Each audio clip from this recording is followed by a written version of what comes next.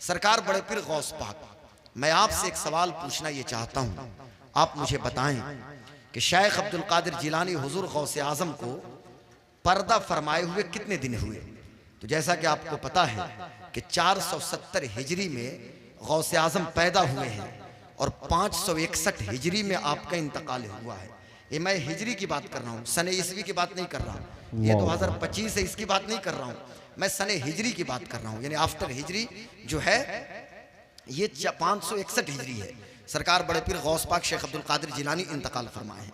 ये 1446 हिजरी चल रही है। मौलाना मंसूर साहब किबला इधर आइए, किसी बच्चे को बोलिए आप चाय चलाने के लिए।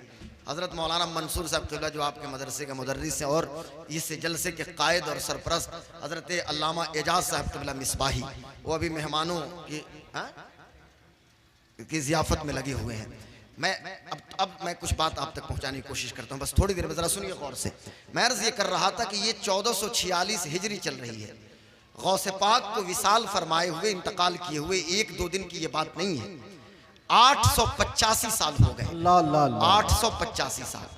लेकिन इंडिया की जब हम बात करेंगे तो कश्मीर से लेकर कन्याकुमारी तक, गुजरात से लेकर असम तक और अंडमान से लक्षद्वीप तक, और सिर्फ इंडिया की बात नहीं, पूरे इंडियन सब कॉन्टिनेंट में यानी भारतीय उपमहाद्वीप में, और सिर्फ भारतीय उपमहाद्वीप की बात नहीं है बल्कि सेंट्रल एशिया के जो कंट्रीज हैं यानी मध्य एशिया के जो ममालिक हैं या फिर मिडिल ईस्ट के जो कंट्रीज हैं या पूरी दुनिया में जहां भी कलमा पढ़ने वाले लोग मौजूद हैं, ला इलाहा इल्लल्लाह मुहम्मदुर रसूलुल्लाह पढ़ने वाले लोग मौजूद हैं, उनकी जबान पे गौसे आजम का नाम मौजूद है, गौसे आजम के कारनामे मौजूद हैं।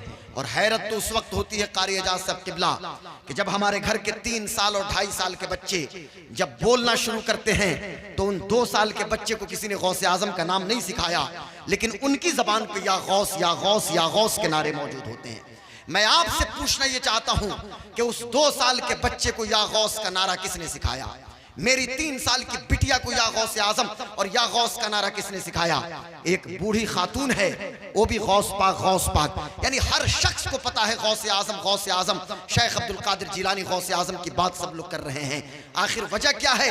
885 साल हो गए गौसे पाक को इंतकाल किए हुए इस 1446 हिजरी में, लेकिन ऐसा लगता है कि गौसे आजम हमारी निगाहों के सामने मौजूद हैं, ऐसा लगता है कि उनकी सीरत तैयबा हमारी निगाहों के सामने मौजूद है। और एक चीज याद रखिएगा, मेरी तकरीर की वजह से नहीं या मेरी तहरीर की वजह से नहीं या फिर मेरे बयानात की वजह से नहीं या फिर मैं जो अपनी निजी मजलिसों में जो जिक्र करता हूं, इस नया से बुलंद दुरूद शरीफ पढ़िए, अल्लाहुम्मा सल्ली अला सय्यदिना व शफीअना व मौलाना मुहम्मद मादिनिल जूद वल करम वालिहिल किराम व सहबिहिल इज़ाम व इब्निहिल करीमिल गौसिल आज़मिल अफ़ख़मिल हुमाम व हिज़्बिही अजमईन। मैं अर्ज़ कर रहा था आखिर वजह क्या है? 9 सदियों के दरवाजे पर हम बैठे हैं और फिर भी गौसे आजम के नाम को हम याद कर रहे हैं, बल्कि बच्चे बच्चे की जबान पे है, क्या दबे जिस पे हिमायत का हो पंजा तेरा, शेर को खतरे में लाता नहीं कुत्ता तेरा।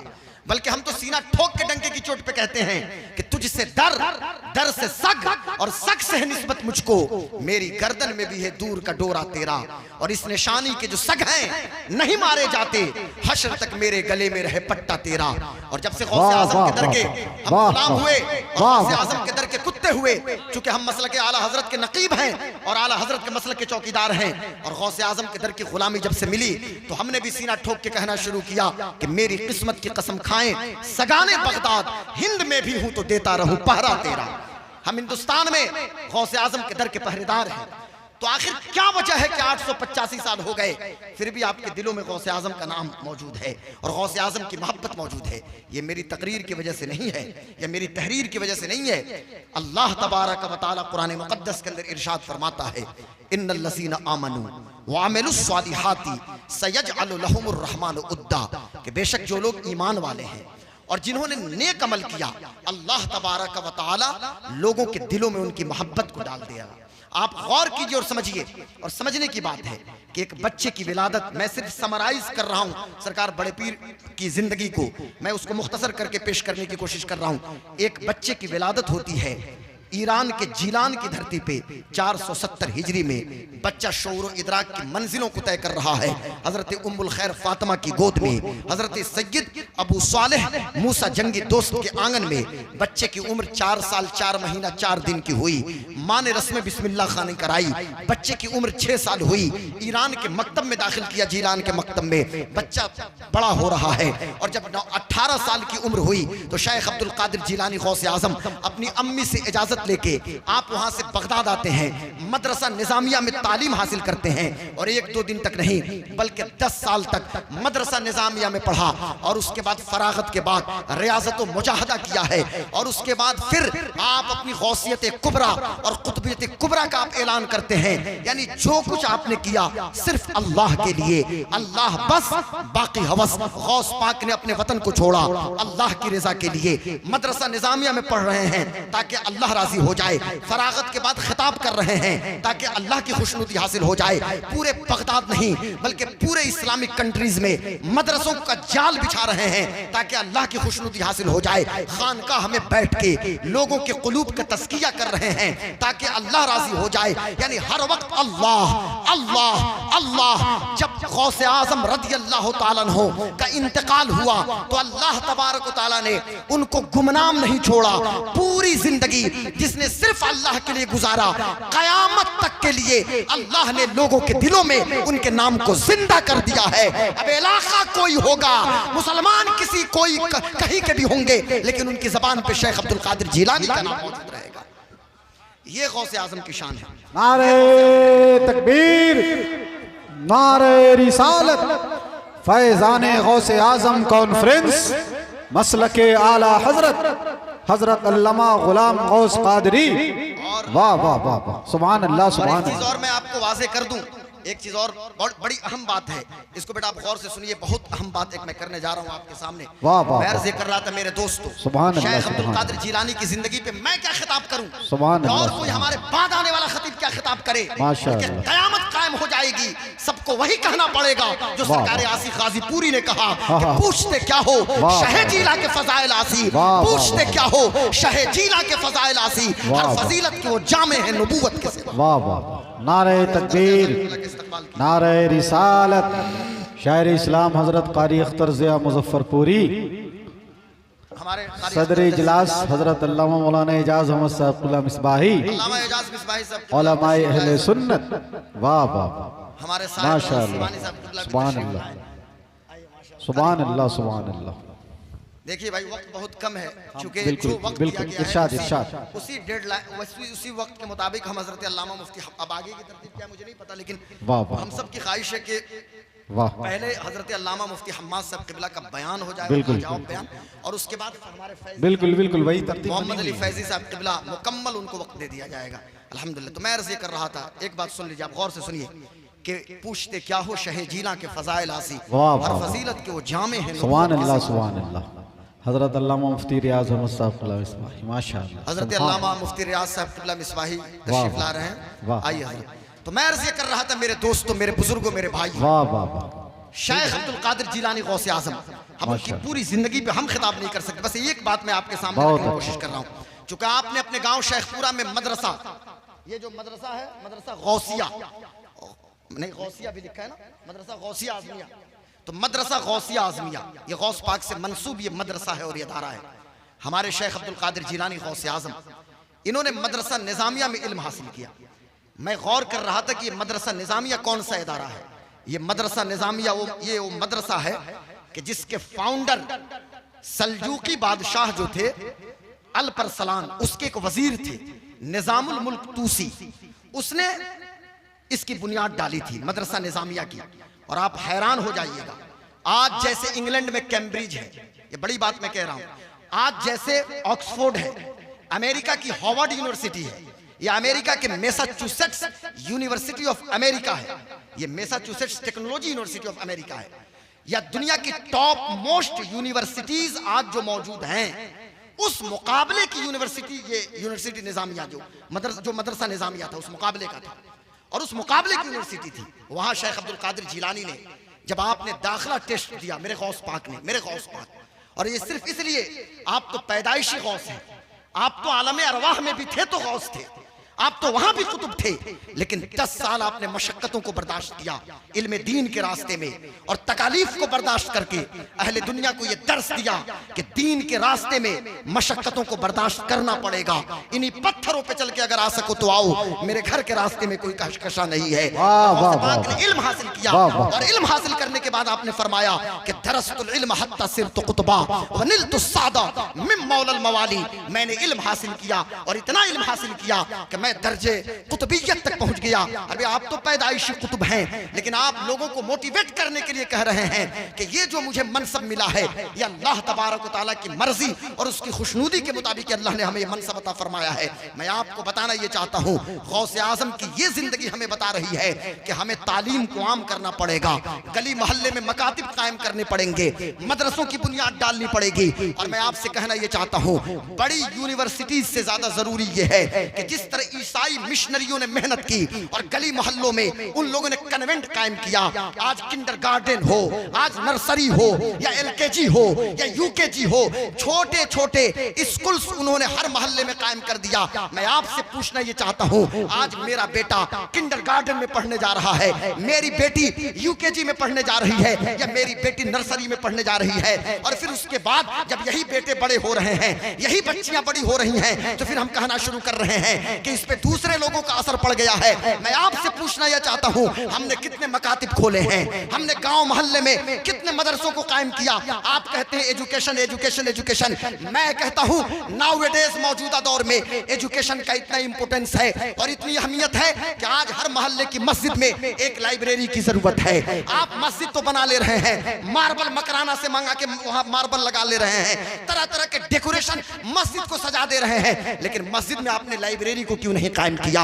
आपने मदरसे को तैयार कर लिया, मदरसे में लाइब्रेरी की जरूरत है। हम 50 लाख रुपया लगा के मकान बनाते हैं, ड्राइंग रूम है, गेस्ट रूम है, न जाने लॉबी रूम है, न जाने क्या कुछ मौजूद है, लेकिन उस मकान के अंदर 50,000 रुपया हम खर्च नहीं करेंगे। और एक स्टडी रूम हम क्यों नहीं बनाते हैं? आज हर घर में स्टडी रूम की जरूरत है। भाग पीछे की तरफ, ऐ गर्दिश अय्याम तू, शेख अब्दुल कादिर जिलानी, जिनके नाम से आज ये जलसा मंसूब है। गौर से सुनिएगा, मेरी बात बड़ी कड़वी होती है। शेख अब्दुल कादिर जिलानी यानी सरकार गौसे आजम, इन्होंने इल्म दीन हासिल करने के बाद पूरे इस्लामिक वर्ल्ड में एजुकेशनल रिवॉल्यूशन लाने की कोशिश की है, और आपने शैक्षिक क्रांति लाया है पूरी दुनिया में। और तारीख हमें बताती है, अगर खबर नहीं है तो उस दौर की तारीख को उलटिए तो पता पड़े। अगर आपको खबर नहीं है, आप गौसे आजम की सीरत में जो किताबें हैं, आप बहजतुल असरार लेके आइए, आप कलायदुल जवाहिर लेके आइए, और भी किताबों को लेके आइए। दुनिया ने अपने माथे की निगाहों से देखा, एक तरफ जामे कादरिया तैयार कर रहे हैं तो दूसरी तरफ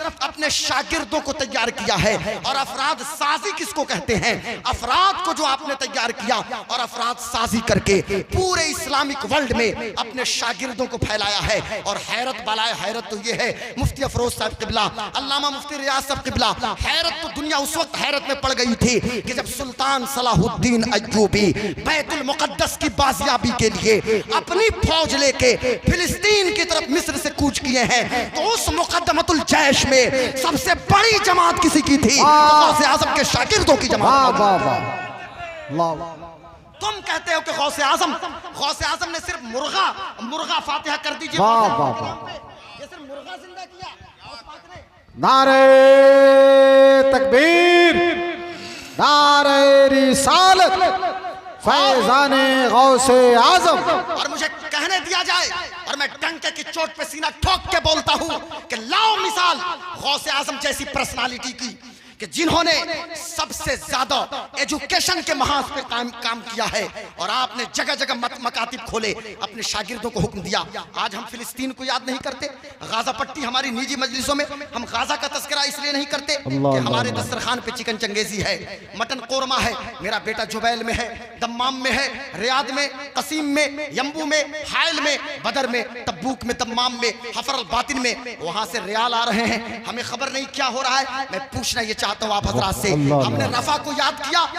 जब उस बेटी के चेहरा मेरी निगाहों के सामने आता है, फिर हम अपने घर में अपनी 5 साल की बिटिया को देखते हैं, फिर बिलकती हुई, उस सिसकती हुई उस खातून को देखते हैं, फिर हम अपने बच्चे को अपने बेडरूम में सोते हुए देखते हैं, फिर एक छोटे से असद को गाजा पट्टी की सड़कों पे रोटी रोटी की तलाश में देखते हैं। साहब रातों को हमें नींद नहीं आती है, लेकिन इस दर्द को किसी ने महसूस किया है तो मेरे गौसे आजम ने महसूस किया है। आप कहते हो कि गौसे आजम की करामत, मैं कहता हूं यकीनन करामतों को बयान करने की जरूरत है, क्योंकि इस मेटेरियलिस्टिक दौर में, इस मेटेरियलिज्म के दौर में, दौरे मादियत में अगर स्पिरिचुअल सोर्सेस को हम बयान न करें और रूहानी तस्कीन के लिए यकीनन जरूरी है कि गौस पाक की करामतों का भी तस्करा हो। लेकिन साथ साथ गौसे आजम ने जो कारनामा अंजाम दिया, आप हैरान हो जाइएगा। खानकाह कादरिया के बाहर मेरे शेख अब्दुल कादिर जिलानी ने कारी अख्तर ज़िया क़िबला खानकाह कादरिया के बाहर शेल्टर हाउस की तामीर की थी। आज हमें दर्द नहीं है ना, लेकिन उस जमाने में जितने रिफ्यूजी मुसलमान आते थे, आपने बगदाद में अपनी खानकाह में उनको आबाद किया था और 3 टाइम खाने का इंतजाम, उनके बच्चों के पहनने के लिए कपड़े का इंतजाम और बच्चों की तालीम का इंतजाम खुद अपनी जेब खास से अगर कोई करता था तो शेख अब्दुल कादिर जिलानी गौसे आज़म करते थे। और सुनिए, आखिरी बात मैं आपको बताऊं कि शेख अब्दुल कादिर जिलानी गौसे आज़म, उनके कारनामे क्या हैं, कारनामा कितना बड़ा अंजाम दिया गौसे आज़म ने। एक तरफ तो सियासी दुनिया में जो मुसलमानों की हालत उस वक्त थी, माश के महाज पे या पॉलिटिक्स के महाज पे या एजुकेशन के महाज पे जो मुसलमान कमजोर थे, उन मुसलमानों का स्पिरिचुअल लीडर और स्पिरिचुअल रहनुमा बनके कोई सामने आया है रहनुमाई के लिए, तो उस दौर में कोई और नहीं आया है, मेरे गौस पाक शेख अब्दुल कादिर जिलानी आए हैं। आखिरी बात बताता हूँ, आखिरी बात, गौस पाक रूहानी दुनिया के बादशाह हैं मेरे गौस पाक शेख अब्दुल कादिर जी। बस इसी आखिरी बात, चूंकि कारी अख्तर को सुनना है, फिर हम चूंकि हमारे मुअज़्ज़ज़ मेहमान जो खतीब आए हैं, हम सब उनको सुनना चाहते हैं, सब बेताब हैं उनको देखने के लिए भी, और आप देखेंगे भी तो माशाल्लाह खुश हो जाएंगे और सुनेंगे भी तो माशाल्लाह महसूस होंगे।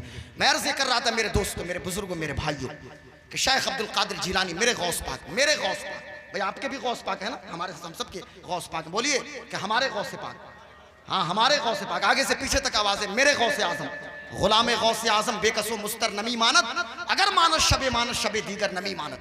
गौस पाक ने जब ऐलान किया कि मेरा ये कदम तमाम औलिया अल्लाह की गर्दन पे है, गौस पाक ने ऐलान किया ना, कदमी हाज़ी अला रक़बत कुल्ल वली अल्लाह, किताबों के अंदर मौजूद है। और सूफिया फरमाते हैं कि उस वक्त जितने औलिया इकराम थे, सब ने अपनी गर्दनों को झुकाया, और आने वाले क़यामत तक आलम अरवाह में के कस्सामे अज़ल ने जिनको विलायत तफवीज़ कर दिया है, उन्होंने भी आलम अरवाह में अपने आप को झुकाया।